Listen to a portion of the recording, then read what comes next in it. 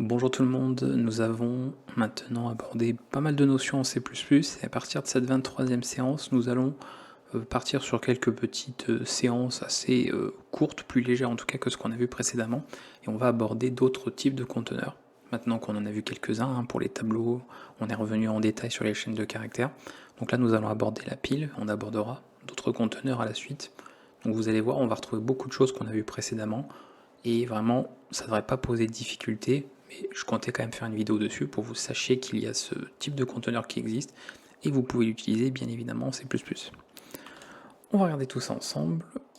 On va directement inclure le fichier d'entête qui va bien, à savoir stack.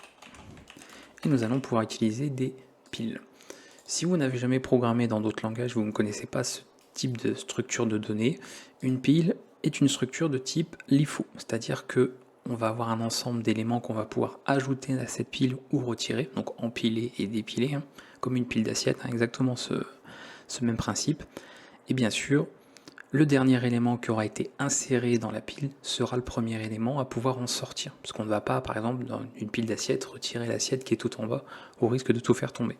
Donc on aura toujours cette particularité-là, si vous voulez. C'est un type de données qui sert, par exemple, pour certaines tâches, qui sert notamment dans les fonctions en programmation, si vous voulez avoir un exemple concret.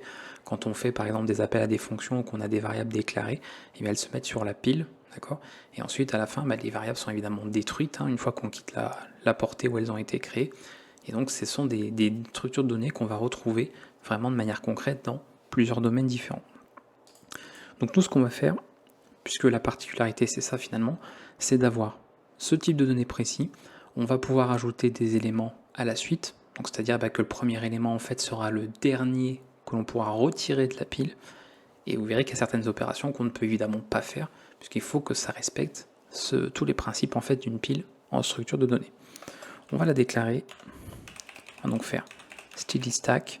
Vous pouvez bien sûr choisir le type des éléments que vous voulez au sein de votre pile, donc on va rester sur des entiers. Vous pouvez mettre n'importe quoi, créer même votre propre type de données. Avec tout ce qu'on a vu précédemment, ça fonctionnera sans problème. Et ensuite, je vais appeler ça st. On a déclaré notre pile. Si je fais un petit test, on a donc une méthode notamment pour la taille. On va vérifier ça. De toute façon, vous ne pourrez pas utiliser les fonctions libres, en l'occurrence ici. On va indiquer quand même, ce sera mieux. La taille de la pile pour voir que nous n'avons pas d'éléments au départ. Donc la pile a une taille de 0. Donc ça, pas de problème. Commençons par voir d'autres méthodes qu'on va voir. Je vais d'ailleurs les noter comme je fais habituellement.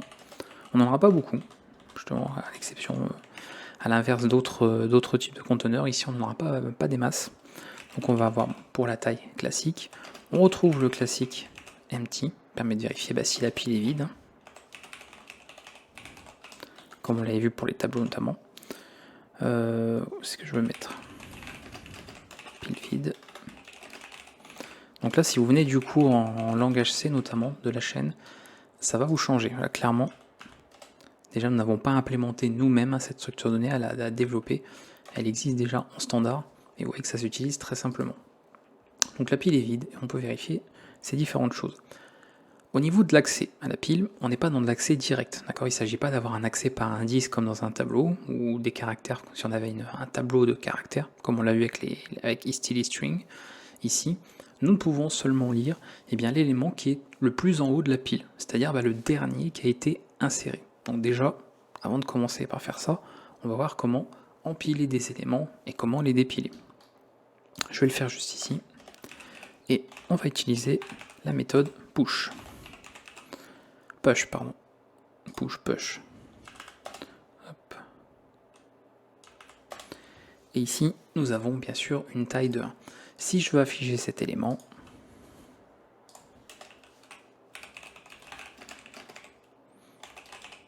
je vais mettre top pour indiquer que c'est cet élément-là. Vous avez la méthode top. Donc facile à retenir. On recompile rapidement. Et vous voyez que c'est l'élément qu'on peut récupérer. Donc ça, il n'y a pas de problème, on peut le faire à chaque fois. Évidemment, donc ça je vais l'enlever. si j'ajoute un autre élément à la pile,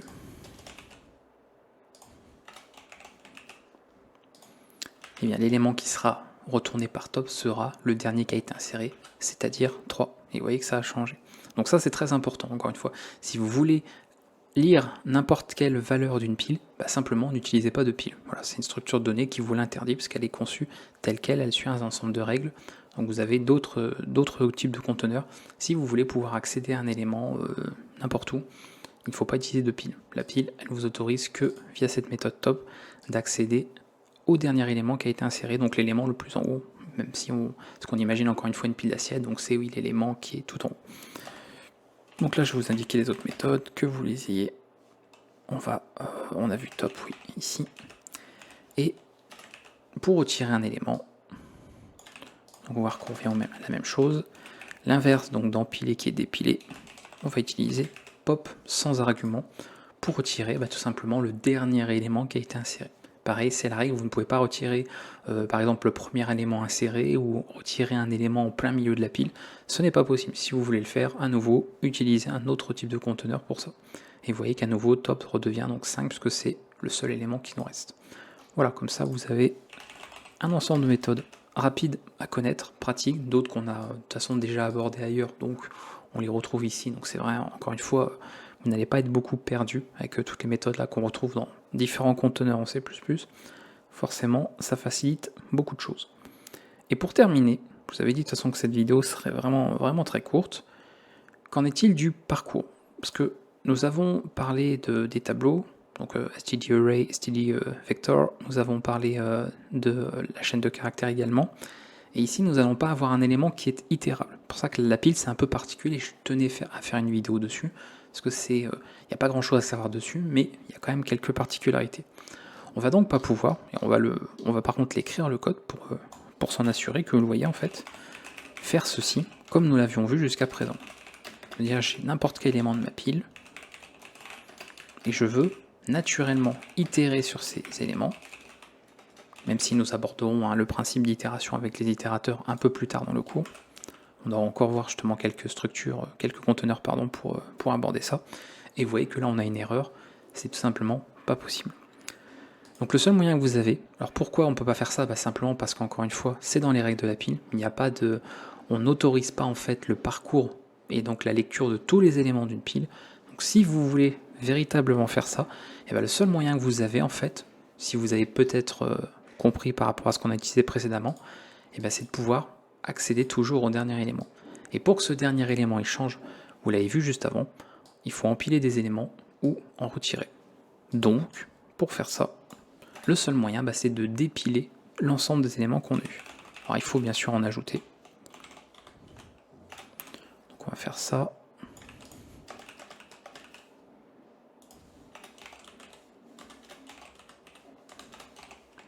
Voilà. Et le seul moyen, en tout cas celui-là, on pourrait redéfinir un opérateur, notamment l'opérateur de flux, ça on pourrait le redéfinir, mais on n'a pas encore vu surcharger, on n'a pas encore vu la surcharge d'opérateur à ce stade, c'est ce qu'on verra également plus tard. Mais le plus simple, en tout cas ici, c'est de dire, tant que la pile n'est pas vide,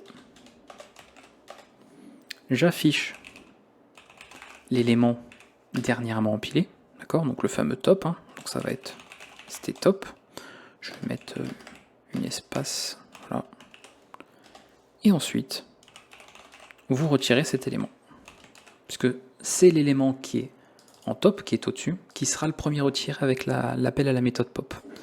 Et ensuite, pour terminer, ça c'est plus pour l'affichage, rajouter un petit retour à la ligne, et voilà.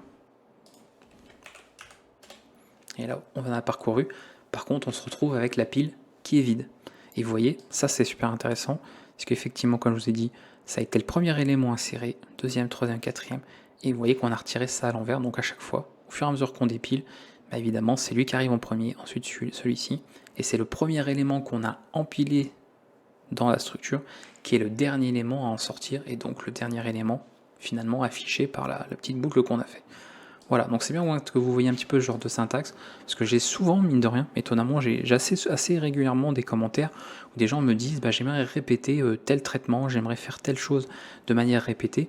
alors qu'on a abordé justement ce principe de boucle, et j'ai l'impression que c'est souvent mal compris. C'est-à-dire que les gens ont du mal à assimiler le fait qu'une boucle permet de répéter un ensemble d'instructions, et ça sert des fois pour du parcours, pour de la recherche, voilà, on se sert de ça.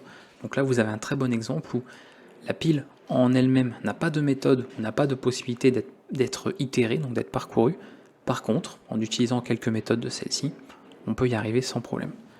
Et c'est tout pour cette séance, j'espère que c'était suffisamment explicite. Je vous avais dit qu'il n'y avait pas grand-chose de compliqué, pas grand-chose à en dire non plus.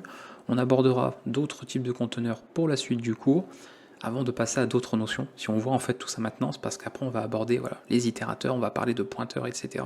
Et toutes ces choses-là nécessitent de connaître les conteneurs, d'être suffisamment à l'aise avec tout ça, de comprendre tout ce que nous avons vu précédemment également. Donc si vous avez des questions, n'hésitez pas, qu'il y a encore des choses qui sont confuses. Et moi je vous retrouve pour la prochaine vidéo de ce cours C++. A bientôt tout le monde.